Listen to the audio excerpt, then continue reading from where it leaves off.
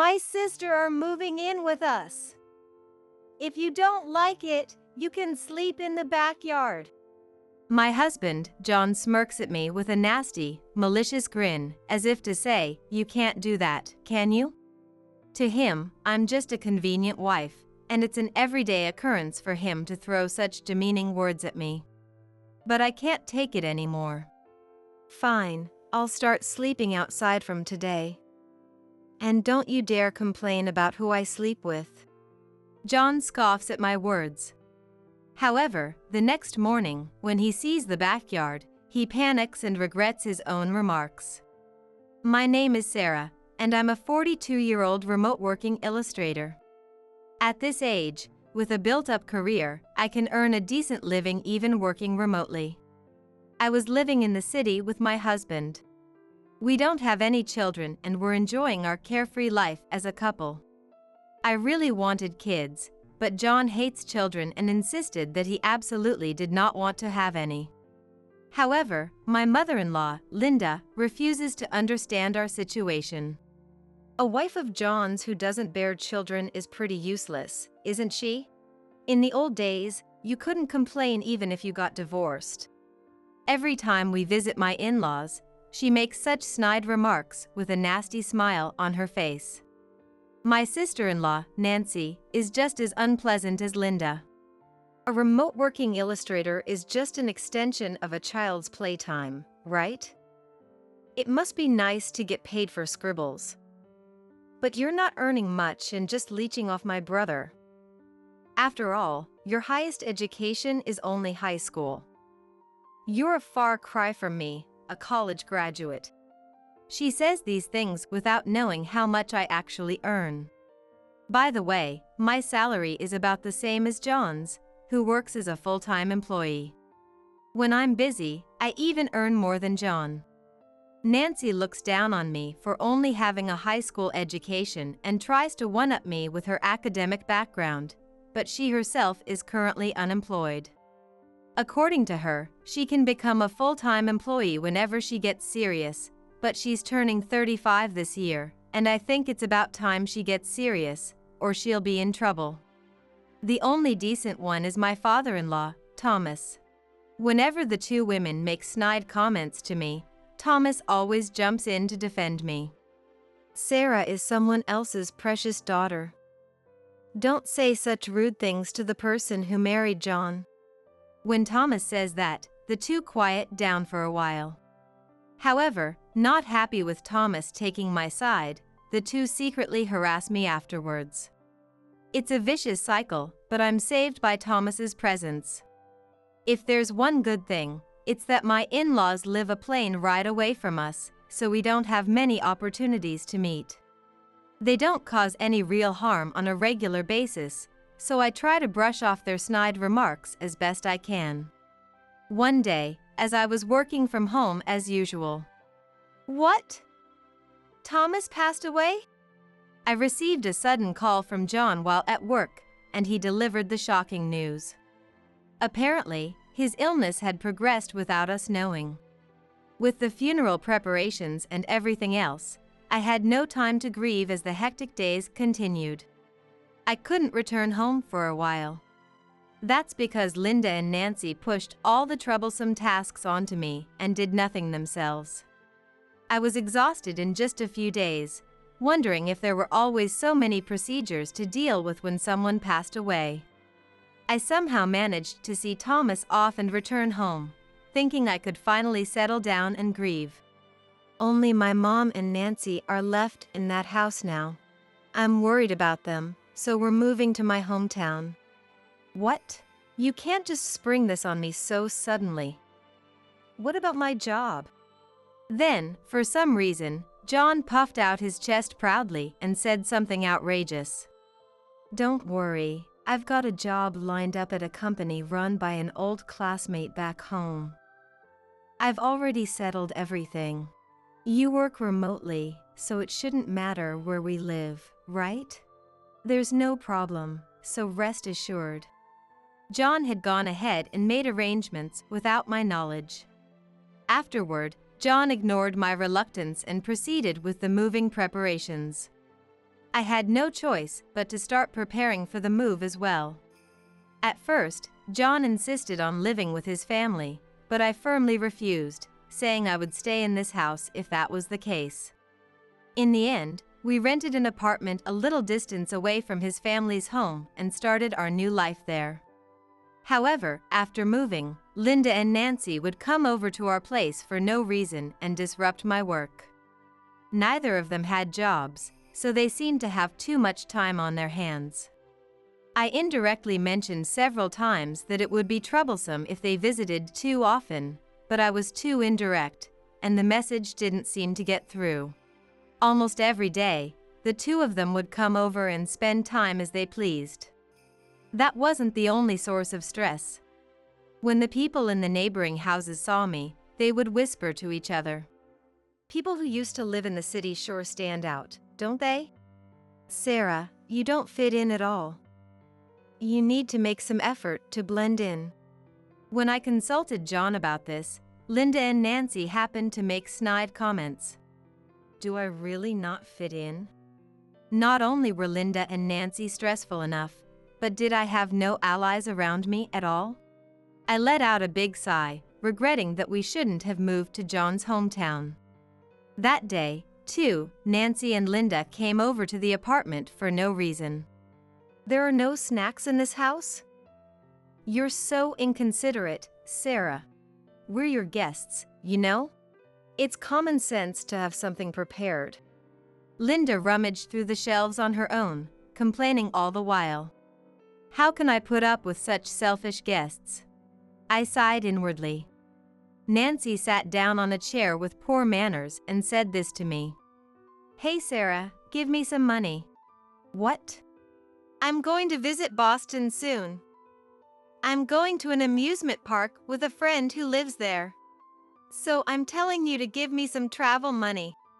I was appalled by Nancy's shameless demand for money and couldn't help but retort.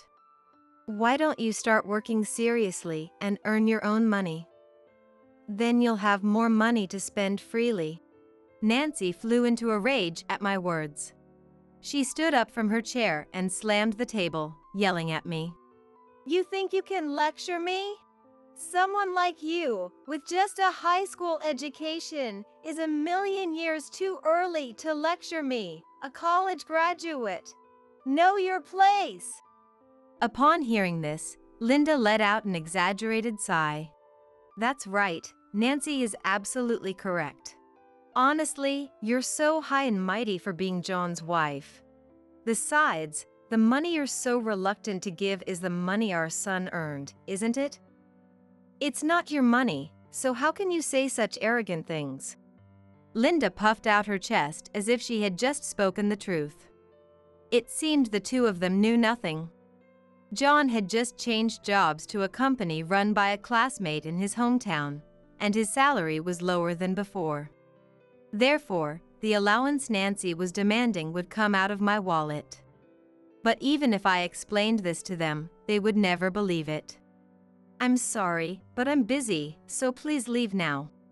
I somehow managed to kick out the two who continued to complain.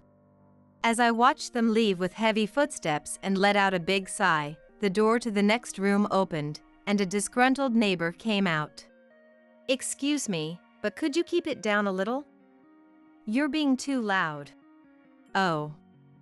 I am sorry." I wasn't being loud, but I had caused trouble for the neighbor because of those two. I had been living quietly so as not to cause any trouble until now. I let out another big sigh. A few hours later, I report what happened today to John, who had come home. "Well, there are neighbor issues since it's an apartment." "No, that's not the problem." I was about to ask him to scold the two of them, but John cut me off and said something outrageous with a big smile on his face. "I've been thinking this place is too cramped for a while now. You think so too, right?" "Well, yes, I suppose." "So, I bought a detached house with a yard." John spoke in a light tone, as if he were saying he bought some sweets on his way home from work. It was so unexpected that for a while, I couldn't comprehend the meaning of his words. You bought a house? Wait a minute, what do you mean? It was being sold cheaply as a used house. I managed to buy it with my savings. After that, I repeatedly said to John, "When did you make such a big purchase? And shouldn't you normally consult with me before buying?" However, it didn't seem to affect him. He appeared to be on cloud nine now that he had his own home and casually brushed off my lectures. I was so appalled that I almost held my head in my hands, but there was nothing I could do about something already bought. Besides, as he said, I did feel that this apartment was cramped, so I convinced myself that it would be fine if we could live in a house. A few days later, we moved from the apartment to the purchased house. However, the ones who greeted us upon arrival were Linda and Nancy, who were also working. "What's going on?" When I questioned John with a trembling voice, he replied nonchalantly, "Oh, did I not tell you? The two of them are also living in this house. The house they were living in was getting old, so they're going to demolish it and sell just the land. I've already made a contract for the construction work and am proceeding with the sale of the land." Wait a minute. Why didn't you tell me? Faced with the unbelievable reality before me, I held my head, feeling dizzy. John opened his mouth in a light tone. "Well then, let me tell you again now. They are moving in with us. If you don't like it, you can sleep in the backyard." John smirked nastily, as if to say, "You can't do that, can you?" The moment I saw that ugly grin, something snapped inside me. "Then I'll start sleeping outside from today. Don't complain no matter who I sleep with, okay?" "Why would I complain? Do whatever you want." Then, the two who had been watching our argument said this while laughing gleefully. "Yay! Now that the nuisance is gone, we can use the house spaciously. Why don't you just go back to your parents' home and stay there?" Ignoring the two who were laughing mockingly, I carried my luggage into the backyard. And to prepare for sleeping in the backyard, I made a phone call to a certain person.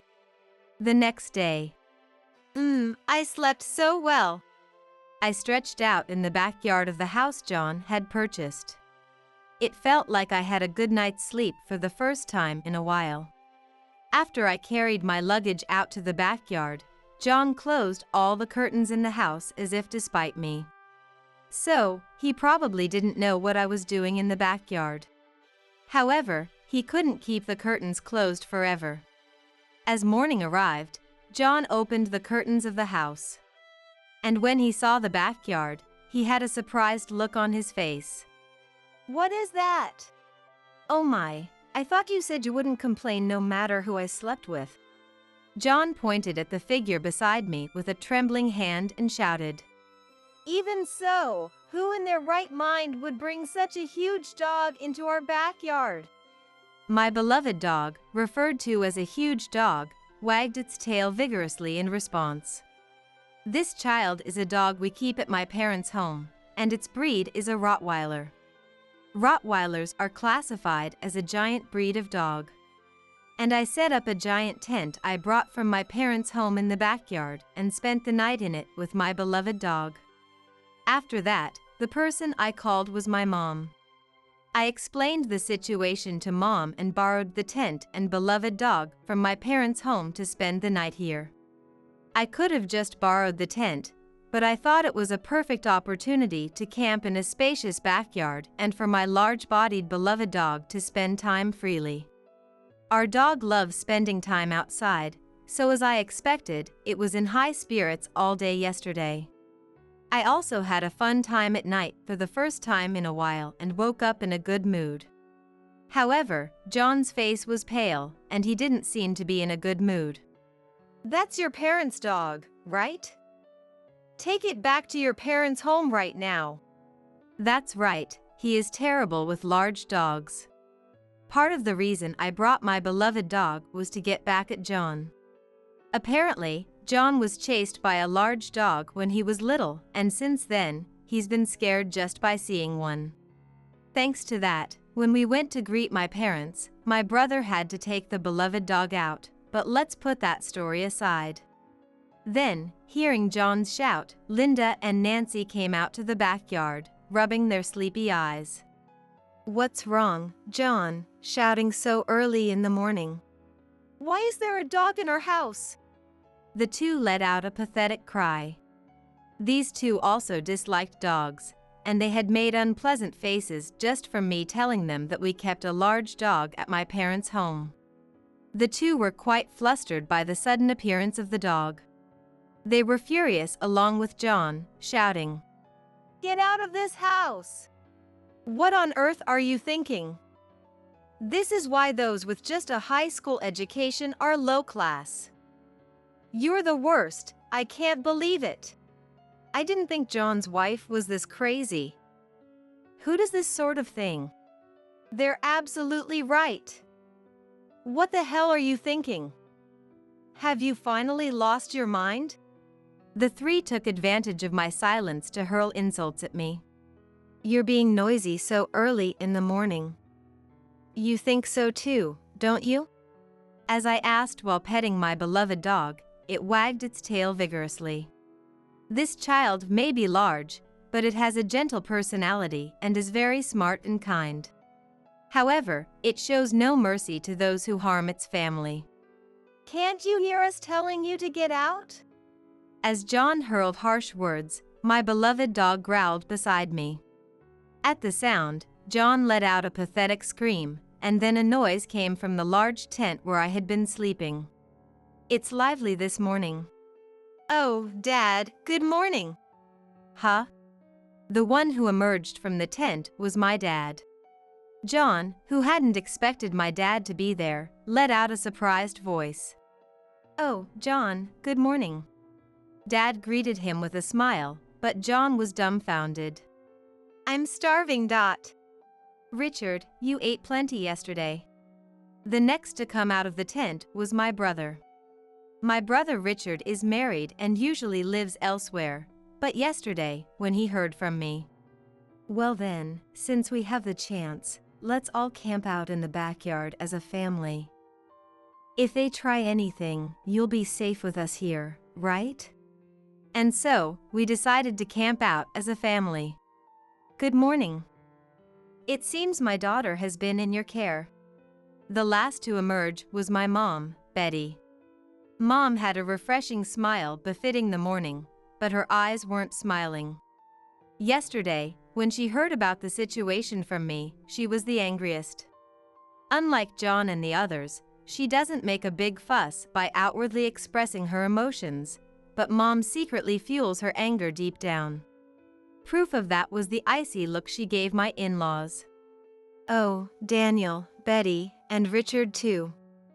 It's been a while." John's earlier vigor was gone as he tried to force a smile by lifting the corners of his mouth. John acts tough towards me, but he can't be assertive with Dad and my brother. The reason is that both of them have good physiques, and John is intimidated by them. My father is a former Marine with a great build, and even after retiring, he never misses a day of weight training. Last year, he even placed in a triathlon, that's how confident he is in his physical fitness. And Richard is an active police officer who usually protects the safety of the town. Richard takes strongly after Dad's blood, and he also works out whenever he has free time. His wife and daughter are tired of how much he trains, but to me, he's a reliable brother. The beloved dog that Dad and Richard take for walks also has incredible muscles. It's no surprise, considering it has kept up with their insane amount of exercise since it was a puppy. Well, there are many things I'd like to say, but first, thank you for lending us your backyard. Thanks to that, we were able to have a fun time as a family. As she politely expressed her gratitude, Linda also greeted us as if taken aback. Our family is surrounded by well-built men, but the one who actually holds the highest position in the household hierarchy is Mom. The beloved dog is also most attached to Mom and recognizes her as the leader of the pack. Even now, it was sitting obediently beside Mom. Both Richard and Dad always say that no matter how much they train their bodies, they can't beat Mom. My mom may not have physical strength, but she's the kind of person who shows her strength when it counts. Long ago, when I was in elementary school and a classmate did something mean to me, Mom immediately confronted the teacher and dragged the other child's parent to the school. Save your excuses. I'm asking for the reason why your child did such a thing to my daughter. Now, please tell me without holding back. My mom smiled the whole time, but her presence was so overwhelming that in the end, both the other parent and child started crying. At that time, I vowed to be careful never to anger Mom. If I had consulted my family before things turned out like this, my parents and Richard would have surely been on my side. But I didn't want to make my family worry. I wanted everyone to feel at ease, believing I was happily married. So even when Linda and Nancy harassed me, even when he decided to move on his own, I didn't consult anyone. Yesterday, when I called Mom, she scolded me over the phone but also expressed her concern. You've always been a patient child. But I can't bear to see you go through hardships because of your endurance. After all, you're my precious daughter. I'm a full-fledged adult now, not a child who needs Mom's protection. But the moment I heard those words, I almost cried and deeply regretted not consulting anyone until now. And now, with the same smile she had when confronting my classmate and their parent long ago, Mom was facing off against my in-laws. Mom and my in-laws had only exchanged words like this during family meetings and at the wedding. Since they hadn't really met much after that, they probably never imagined that Mom could be such a frightening person. I heard from inside this tent how you all have been mocking my daughter, calling her low class for only having a high school education, saying she's crazy, and all sorts of things. So, what exactly were your intentions in hurling such foul language at my daughter? Care to enlighten me? Her tone was polite, but there was an oppressive feeling that allowed no room for rebuttal. As usual, her eyes weren't smiling at all, and it felt like the temperature dropped every time Mom said something. Glancing at Dad and Richard, I saw that their faces had turned pale even though they weren't the ones being scolded. The beloved dog was also cowering in fear, looking at Mom with downcast eyes. My in-laws, who were bearing the full brunt of Mom's anger, were all ashen-faced. No, that's not it. We just had a little fight with her. Oh? A little fight, you say? As John hurriedly made excuses, Mom responded with a cold voice and face, making his complexion even worse. Then, John redirected his attack towards me. That's unfair of you. Bringing your own family. However, I didn't flinch at all from John's attack. Oh my, you're with your own family too, aren't you? There's nothing unfair about it at all, right? As I promptly retorted, John was at a loss for words. He seemed to want to somehow defeat me in this argument, but John was at an overwhelming disadvantage. John appeared to be thinking for a bit, but suddenly his face brightened. It was as if he wanted to say he had come up with a great idea. And with full confidence, he declared, "Enough, I'm divorcing you. Since you are doing whatever you want in my house." I could almost hear John's voice saying he had one. Could that really be his trump card? Did he think that by bringing up divorce, I would be shocked and apologize? At this point, I couldn't care less if he divorced me. My affection for John had long since run out. With exasperation, I slowly opened my mouth and dropped the biggest bombshell. You can divorce me, but you'll have to pay compensation for your affair. Huh? Did you think I wouldn't notice? Having an affair with someone from your company in this small town, of course it would get found out immediately. That's right, he was having an affair with a woman in her 30s at the company run by his classmate. By the way, since the other party is also married, it would turn into a big deal if this got out.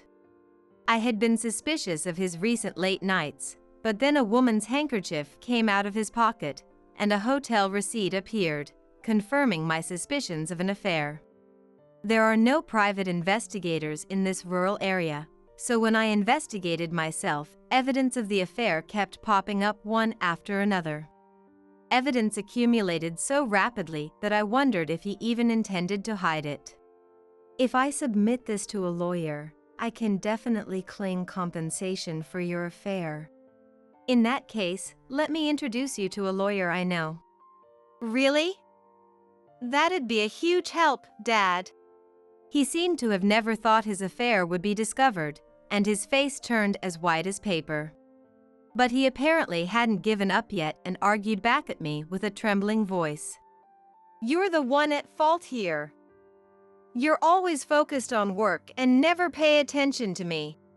In response to this, Richard immediately retorted, My wife also works full-time, but that's no reason to have an affair just because she doesn't give me enough attention. That's a pretty selfish excuse. Richard looked at him with an exasperated face. They were both married men, but Richard's exasperated expression told that he fundamentally couldn't understand what he was saying.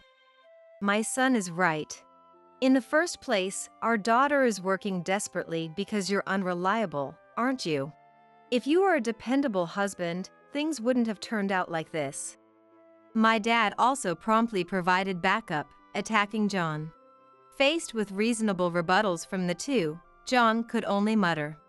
As John stood there, Linda and Nancy came to his aid. It's obviously your daughter's fault. We'll hire a lawyer too and demand compensation. That's right. Besides, even if you say she's working hard, her job isn't even that great. In response to their words, Mom retorted without hesitation. Feel free to hire a lawyer. But the idea of the cheating party claiming compensation is just absurd. I feel sorry for the lawyer who gets a request like that. Could it be that you're unfamiliar with common sense? At Mom's sharp words, Linda involuntarily took a step back with a startled expression. And Nancy, do you have any idea how much my daughter earns? If you search her name, you'll see that she works with famous companies. And you're saying such high and mighty things, but you don't even have a job, do you? Aren't you ashamed to be leeching off your brother and his wife at your age? The moment Nancy comprehended Mom's words, her face turned bright red. How dare you say such horrible things to my family? John glared at us with a face of suppressed anger after seeing the two thoroughly verbally defeated by Mom. She was only speaking the truth, but it seemed to be something John couldn't stand. Facing John, I opened my mouth with a deep sigh. Sigh? Seriously, why did I ever marry someone like this? I'm appalled by my own lack of judgment. What did you say? Have you forgotten what you did to me? You've got quite a convenient memory. And those two have hurled even worse words at me than my own family. Calling me low-level for only having a high school education, a useless wife of John's who can't bear children. Since moving here, they've treated me like a convenient slave. Compared to that, don't you think my family is very sensible? I unleash all the frustrations that have built up until now at the three of them. Until now, I endured it all because I didn't want to worry my real family. But from now on, there's no need for me to put up with it anymore. Let's get a divorce. I'm sick and tired of being exploited by you people any further. Wait, Sarah. Calm down, let's discuss this. There's no need for me to talk with you anymore. I want to cut ties with you as soon as possible. And no matter how much we discuss it, I will never forgive what you've done to me. You'll likely face appropriate punishment for your actions from now on, so be prepared for that. My words were the final blow, and John crumbled to the ground on the spot. Linda and Nancy also sank into dejection. After this, we quickly began preparing to leave and return to my parents' home. Well then, I'm going straight back to my parents' house. I'll start the divorce proceedings and claim for compensation in the divorce trial on another day. I called out to John and the others, but there was no response. I let out a small sigh, loaded my belongings along with the tent into the car, and left my in-laws' home. Afterward, I successfully divorced John. Bringing in the lawyer Dad introduced to me early on was effective. My in-laws could act as tough as they wanted towards me, but they seemed to be truly weak against an authoritative third party. My claim for compensation in the divorce trial was also accepted as I hoped. However, he had just bought a house and had no savings. He tried to borrow money from the classmate who employed him, but in the process, his affair with an employee was exposed, infuriating the classmate. As punishment for disrupting the company's discipline, both him and his affair partner were fired from the company. Left with no choice, John borrowed money from a consumer finance company and used it to pay the compensation from the divorce trial. However, this consumer finance company seemed to be quite ruthless, and he could barely manage to pay just the interest. By the way, the affair partner was also divorced by her husband, and the husband claimed compensation from John in the divorce trial. Driven to pay double the compensation from divorce trials, John ended up selling the house he had just bought to use the money for repayment. After selling the house, John moved into an old, low-rent apartment with Linda and Nancy. He somehow found a part-time job, but they seemed to be living a quite cornered life. Nancy finally decided to find work, but with hardly any decent work history until now, she apparently can't even get a part-time job.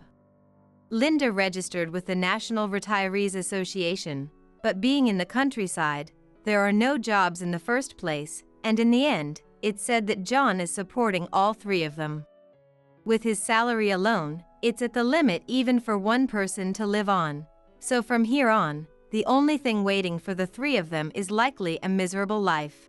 In parallel with the divorce proceedings with John, I spent several days going to my in-laws' house to move out my belongings. At that time, a neighbor suddenly called out to me. "You're the person who recently moved here, right? John's wife?" "Huh? Oh, yes, that's right." Then, with a worried look on her face, the neighbor said this to me. "Linda and Nancy are kind of notorious around here. They act all high and mighty and are always doing mean things to people around them. That's why we were all worried about you. Hey, are you okay? If you'd like, I'm here if you need someone to talk to." When I first moved here, the local people kept their distance from me and whispered among themselves.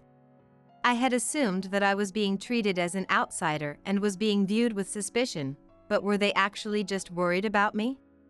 The moment I realized that, the tension left my shoulders, and I inadvertently smiled. "I'm fine, thank you." When I told that person that I was getting a divorce, they gave me a look of genuine relief. "I'm glad to hear that," she said. I felt guilty for thinking that I shouldn't have moved to this rural area. I apologized in my heart and left my in-laws' house with my belongings. If it weren't for John and his family, this place seemed like it would have been a really nice place to live.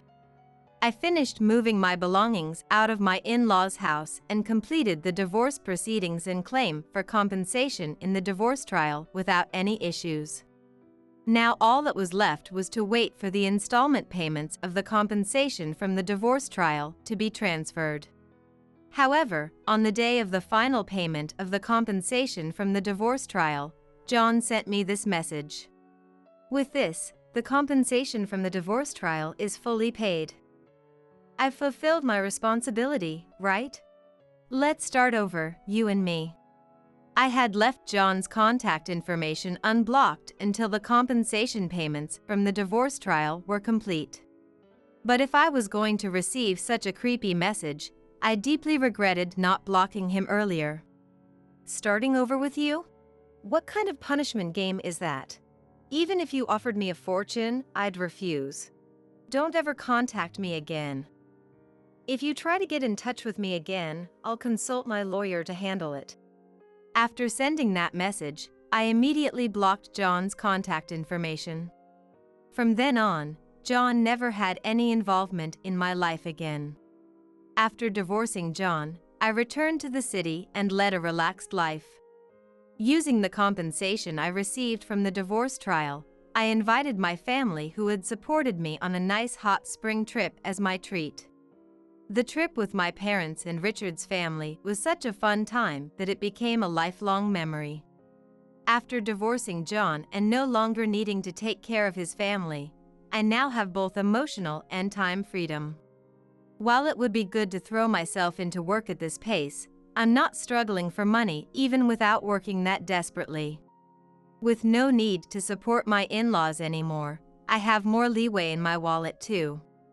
And since my marriage with John ended in failure, I'm thinking that this time, I want to have a good encounter.